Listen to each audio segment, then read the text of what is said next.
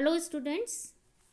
Today we are going to discuss the rate of decomposition of ethane.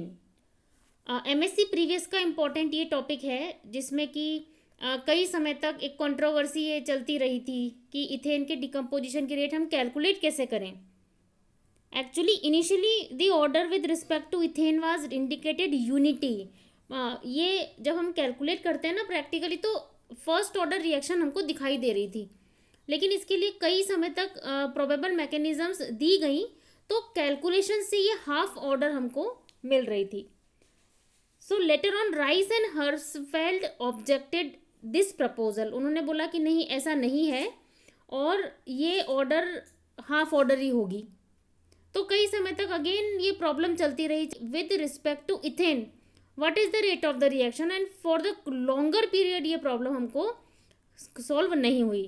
But it was settled when British physical chemist professor Quinn, देखिए professor Quinn जो थे उन्होंने हमको एक बहुत probable जो mechanism हो सकती है वो हमको सजेस्ट की, जो मैं आपको अभी बताने वाली हूँ.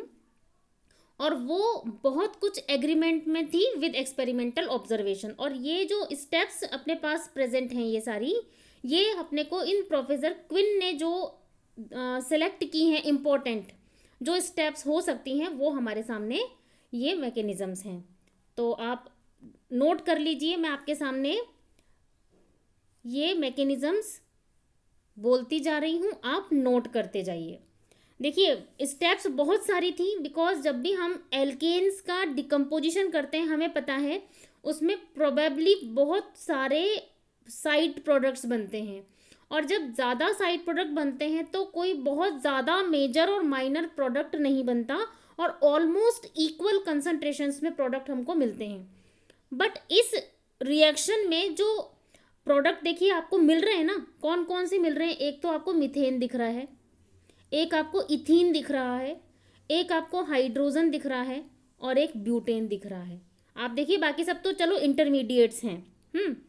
तो हमने इन सब को जब देखा इन सब की अप्रॉक्सीमेट इक्वल अमाउंट्स थी, लेकिन फिर भी इन सब में थोड़ी ज़्यादा जो कंसंट्रेशन हमें मिली वो मिली इथीन की, C2H5 की, तो सॉरी C2H4 की.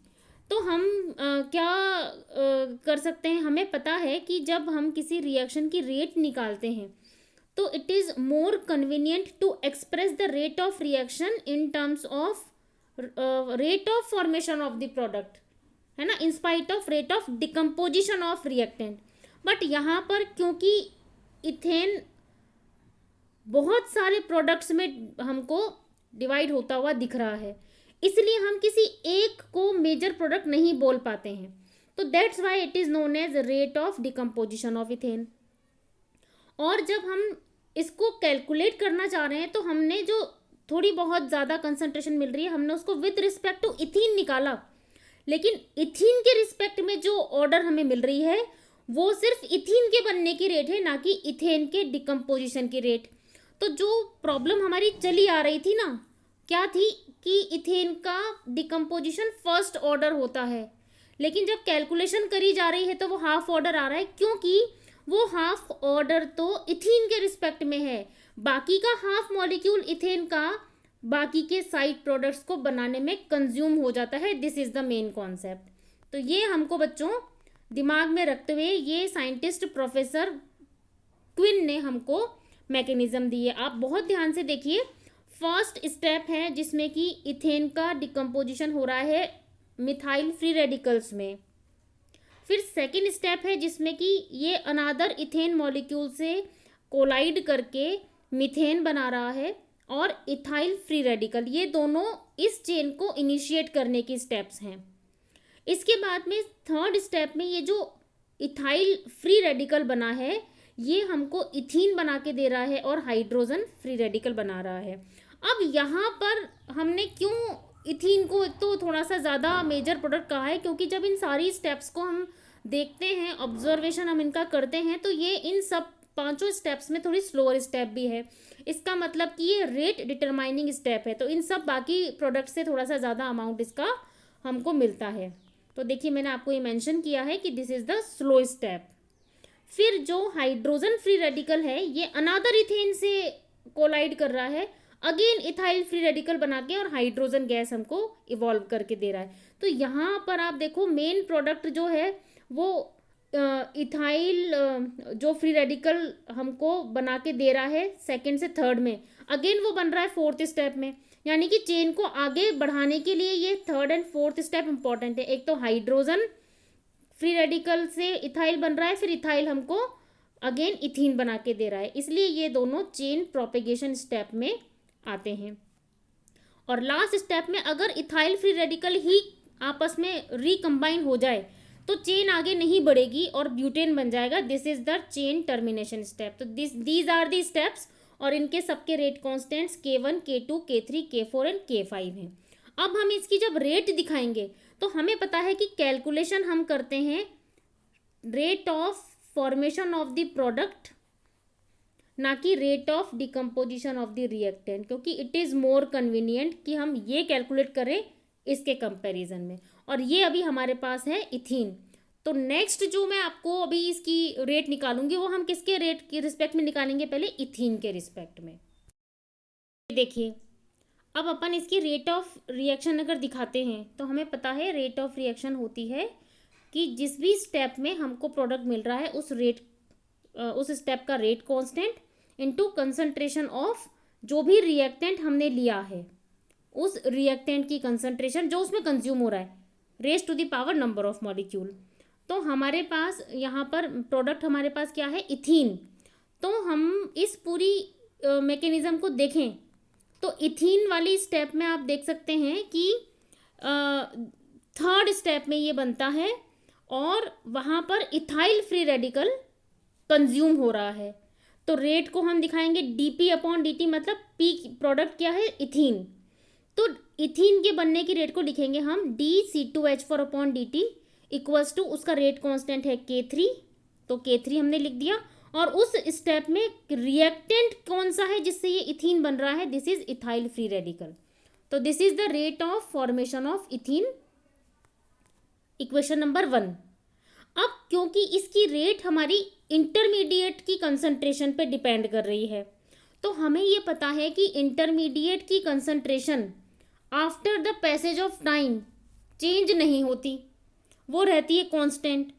क्योंकि जैसे ही फर्स्ट स्टेप में ये बनता है नेक्स्ट स्टेप में कंज्यूम हो जाता है, तो ओवरऑल जो रेट हमारी चल रही है उसमें इसकी कंसंट्रेशन कांस्टेंट रहती है। इस कारण से इसमें होने वाला डिफरेंस विद द टाइम 0 होगा। तो this is the concept, steady state concept, मतलब स्थायी अवस्था का जो हमारा कॉन्सेप्ट है वो यही है। तो हमें इथाइल फ्री रेडिकल के बनने की रेट पर क्या लगाना पड़ेगा, स्टेडी स्टेट कॉन्सेप्ट।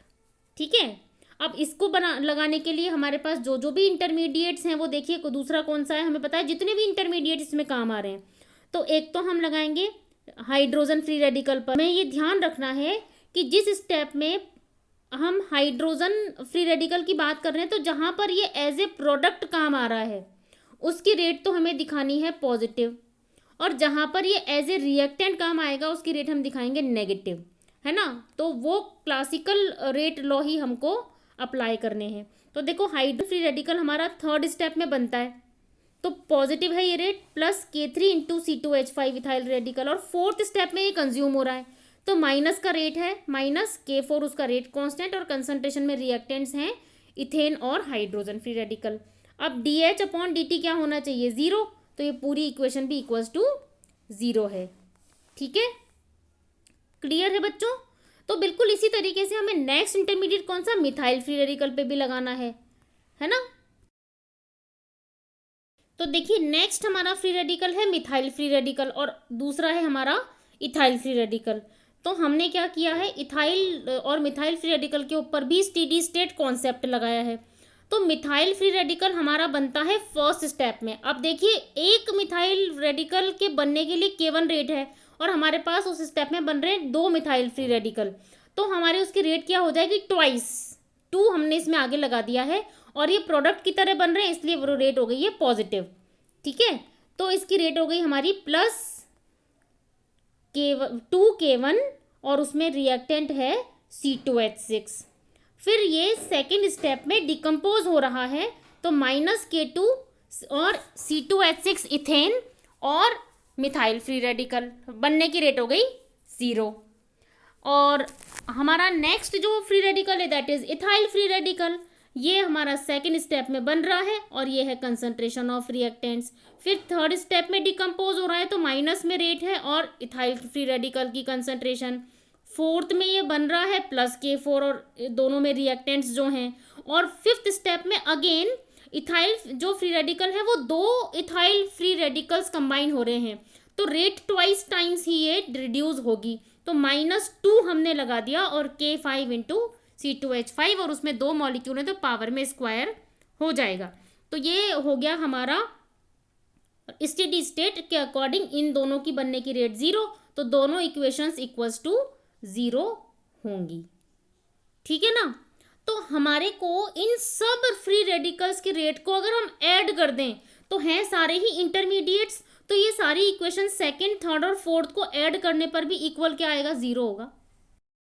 तो देखिए आपको ये अपन ने ऐड कर दी equation second, third and fourth, अपन ने इन सबको ऐड कर दिया।